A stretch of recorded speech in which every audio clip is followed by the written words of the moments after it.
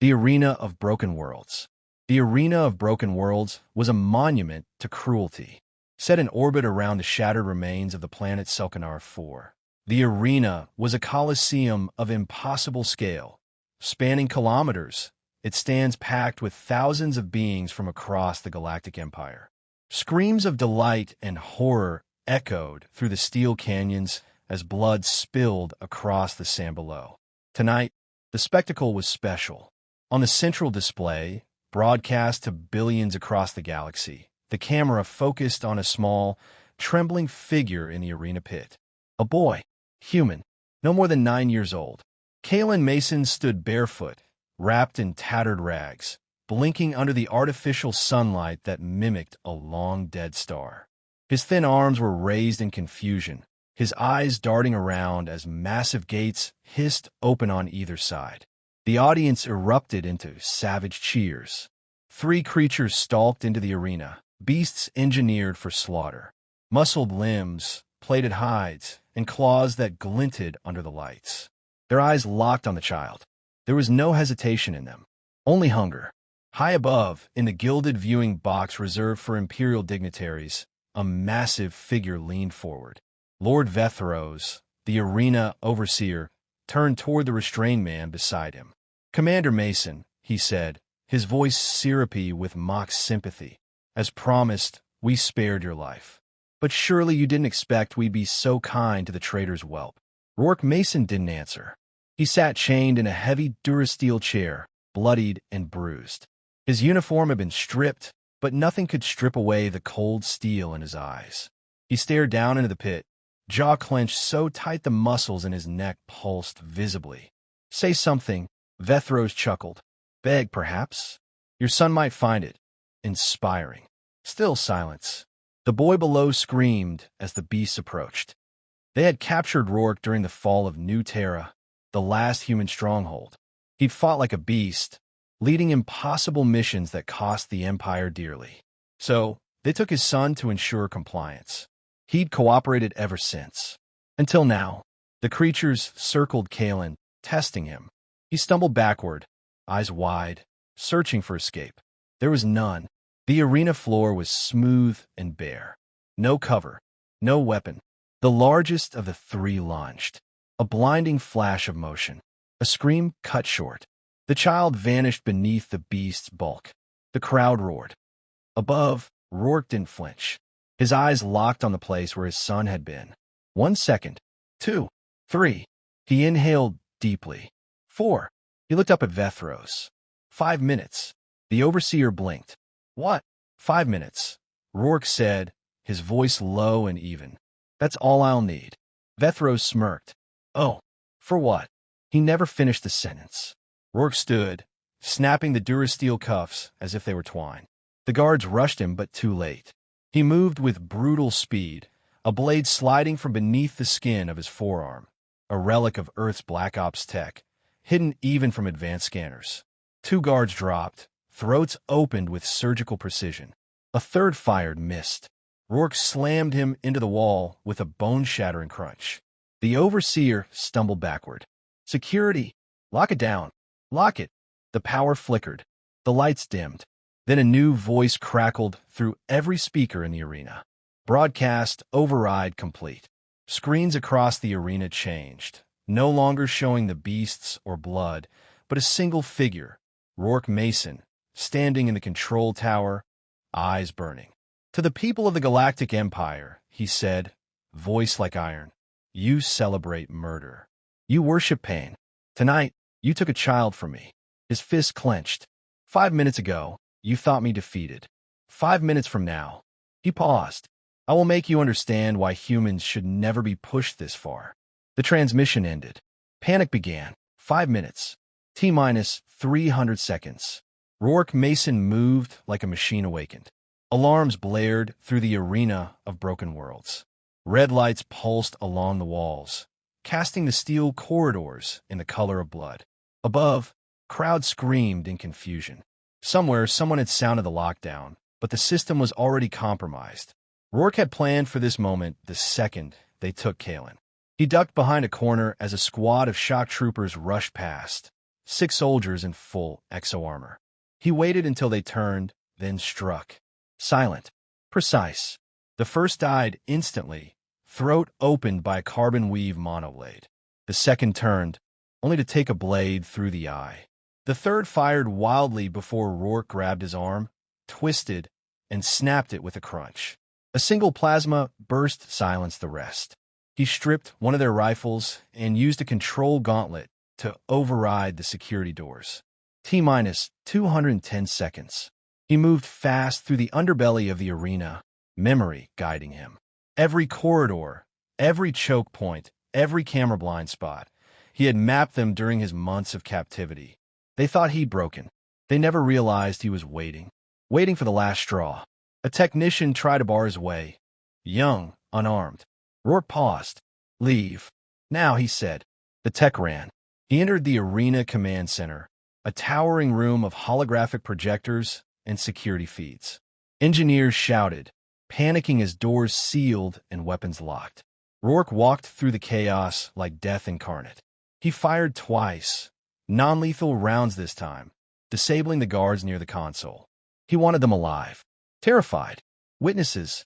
A control officer raised his hands. Don't. Please. Rourke pointed to the console. Emergency lockdown override. Broadcast control. Do it. The officer's hands shook. You can't win. This is the heart of the Empire. You'll be hunted for this. I know, Rourke said. Do it anyway. The override completed. Rourke keyed in a code, the one he burned into his memory before they dragged him off Earth. T-minus 120 seconds. Outside, in the arena, confusion had turned to panic. The exit gates were sealed. The crowd, once delighted by carnage, now clawed over one another for escape. Imperial nobles in fine robes screamed into dead calms. Security forces scrambled. The beasts that killed Kalen still roamed, confused and untethered. Rourke had other plans for them. He opened a private channel into their neural control implants. Human technology had evolved to interface with Imperial systems. After years of war, Rourke could bend their own monsters against them. He whispered a single command, obey. The creatures stilled, then turned. T-minus 60 seconds. On the far side of the arena, within the entertainment wing, prisoners watched the chaos unfold through barred windows. Humans, Keshri, Varnak, species long broken under Imperial rule. Now they watch Hope walk. The doors unlocked. A message flashed in their cells. Fight back. Weapons clattered to the floor, smuggled, printed, improvised. Rebels armed themselves. The uprising had begun. Back in the control center, Rourke broadcast again. The screen blinked to life. Billions watched as his face filled their devices. To every world under the Empire's flag, hear me, he said. His voice was steady, unhurried. They took my son, a child, and they called it justice. He stared directly into the camera. You think humanity was defeated, that our spirit broke when Earth fell. You're wrong. All you did was show us what we stand to lose. And what happens when we do? Behind him, explosions lit up the arena. Prisoners surged into the stands. Fire spread. The crowd cheers had turned to screams. I am Rourke Mason, commander of Earth's final battalion, father of Kalen. He leaned in, and I'm not alone. T-minus 0. The skybox above the arena erupted as a rebel ship broke through orbital defenses and opened fire. Rourke's failsafe. Smuggled piece by piece into Selkanar's orbit. One chance, one strike. The arena began to collapse. Rourke didn't smile. He didn't cry. He simply watched. Watched the same system that cheered his son's death burn in its own fire. He turned and vanished into the smoke. Human vengeance protocol. The arena of broken worlds had become a tomb. Smoke poured from shattered archways as bodies littered the once pristine stadium floors. The air stank of blood, ozone, and scorched metal. Where once laughter and jeers had reigned, now came the sounds of panic, gunfire, and the roars of creatures unshackled from control. Rourke Mason moved through the chaos like a storm with purpose. He wasn't running. He wasn't hiding. He was hunting. In one hand, he carried a plasma carbine stripped from an Imperial shock trooper. In the other, a data core ripped from the control center, containing a full record of the arena's atrocities. Footage of executions, genetic experiments, slave trades brokered under the Empire's entertainment licensing. Kalen's death was just one of thousands. He would not let it be forgotten. Rourke stepped over the shattered gate into the skybox corridors, the upper ring where the wealthy elites had once observed their cruelty from above. No longer. The beast had reached them. One of the nobles lay slumped against a wall, his silk robes soaked in blood. His eyes were wide, not in pain, but in disbelief, like he couldn't accept that he was dying here, in this place. Like the rules had changed. Rourke didn't stop for him. The surviving guards had dug in near the central elevator shaft. A dozen of them, protecting one target. Governor Tyrus Val, the imperial administrator of Sector Vornax. A man whose signature had approved Kalen's public execution. Perfect. Rourke loaded a new power cell into his carbine and stepped in the line of fire. The firefight was brutal. Rourke moved like a ghost, weaving between columns, flanking around wreckage, using his surroundings with surgical precision. His training had been elite even before Earth fell. Now, grief sharpened it into something worse. He didn't hesitate. He didn't negotiate. For guards fell before they could react. 2 more died trying to retreat. The others fired wildly, their formation unraveling as panic took over. Rourke reached the barricade and vaulted over it. Hand to hand now. He broke the first guard's wrist with a twist and drove his blade through the second's throat. He ducked low, disarmed the third, and used his own sidearm to put him down. Only one remained, Governor Val. The man stumbled backward, pressing a shaking pistol into Rourke's chest. "You don't have to do this," Val said. "We can negotiate. You've made your point." Rourke grabbed the barrel and slowly lowered it. His face was blank. "Calm. I didn't come here to make a point," he said. "I came to send a message." And then he drove his blade into the man's abdomen. Not a quick death, but a slow one. Val gasped, sinking to the floor. "Please." Rourke crouched beside him, voice cold as steel. "His name was Kalen," he said. "Say it." The governor choked on blood. "Kalen." Rourke stood and walked away. Minutes later, every broadcast tower in the system came alive. A shaky hollow feed showed the ruins of the arena, flames, screams, chaos. Then Rourke's face came into focus. Burned, bloodied but unbroken. "To the citizens of the Empire," he said, "you believed your peace was permanent, that your power made you untouchable. You believed humanity was gone." He turned the data core over in his hand. "This is what you celebrated. This is who you are." Behind him, rebels were freeing prisoners, feeding them, arming them. "We are not monsters, but you made us into weapons. And now, we're awake." He paused, letting the silence stretch.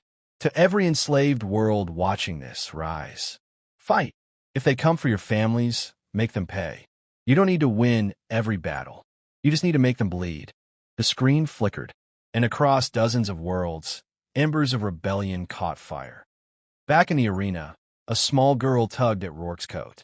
She was no older than Kalen, covered in grime, her hands trembling. He knelt beside her. "Are you him?" she asked. "The one who burned them?" Rourke met her gaze. For a moment, the fury in his eyes softened. "No," he said gently. "I'm just a father, the spark and the storm." The flames of the arena of broken worlds were still visible from orbit. The once proud symbol of imperial dominance had become a pyre. Emergency vessels drifted in the smoke-choked atmosphere above Selkanar IV's remnants, unsure whether to assist or flee. No orders came. The chain of command had fractured, because the man who shattered it, Rourke Mason, had made sure his message spread far wider than anyone expected. His broadcast hadn't just reached the Selkanar system. It had been echoed across the Blacknet, a dormant, long-buried mesh of encrypted communication channels built in secret by human resistance cells before Earth fell.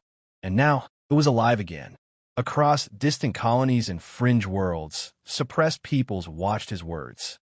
On mining stations, in underground bunkers, on slave ships, every place the Empire thought was broken and pacified, people looked up from their chains and whispered his name. Rourke Mason, the father, the reaper of the arena. And then they whispered something else. If they can bleed, they can fall. In the ruins of the arena, Rourke stood over the cratered remains of the central pit. Wind howled through the shattered dome above, blowing ash across the bodies of monsters and martyrs. He held Kalen's shredded tunic in both hands. For the first time in hours, he was still. The girl who had found him earlier now sat nearby, leaning against a broken pillar. She hadn't asked for food, or protection, or even his name. She just stayed close, quietly, as if she understood. Rourke spoke without looking up. "You got a name?" The girl nodded.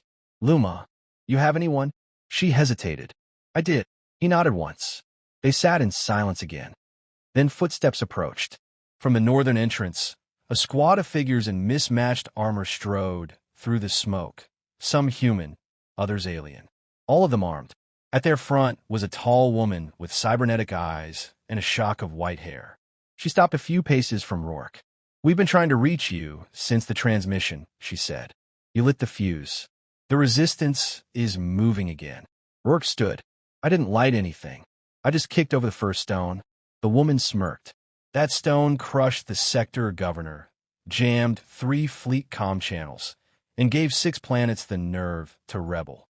I'd call that a good start." He nodded toward the others behind her. "You're all resistance?" "Some of us. Some aren't. Doesn't matter anymore. You gave people a reason." Rourke looked out across the burning arena. "I didn't come here to start a revolution." "Doesn't matter," she said. "You did." They led him back through the ruined corridors to a makeshift command post, set up in the former VIP security wing. Maps, datapads, and makeshift med stations have been laid out. Triage units worked silently, treating the wounded. There were Keshri healers, human tacticians, Varnak demolitions experts, people who should have never stood side by side, now planning the next system-wide strike. When Rourke entered, heads turned. Some saluted. Others simply nodded. He didn't return the gesture, just moved to the central table. The white-haired woman tapped a star map on the hologrid. "We've identified 3 more slave arenas like this one, all within reachable distance. If we hit them fast, we can break the entire circuit." Rourke didn't hesitate. "Then we hit them, burn them to the ground. But we do it smart." He looked around the room. No more suicide raids. No more throwing lives into meat grinders just to be seen. We use their tech, their comms, their logistics. We turn every atrocity into evidence, every death into a charge sheet. We fight to win, not just to die louder. Someone whispered, "That's what we've needed all along." Rourke looked at them, really looked. "We don't have empires. We don't have fleets. We have each other. That's it. But if we remember who we're fighting for, our children, our people, we won't need anything else." Luma stood beside him now, silent but steady. The room was quiet. Then someone tapped the hollow console. A new transmission lit up. Dozens of rebel signals across fringe worlds, all replaying Rourke's original message. People chanting his name. And beneath it all, a single phrase now spreading like wildfire. 5 minutes. That was all it had taken. Not for revenge. For revolution.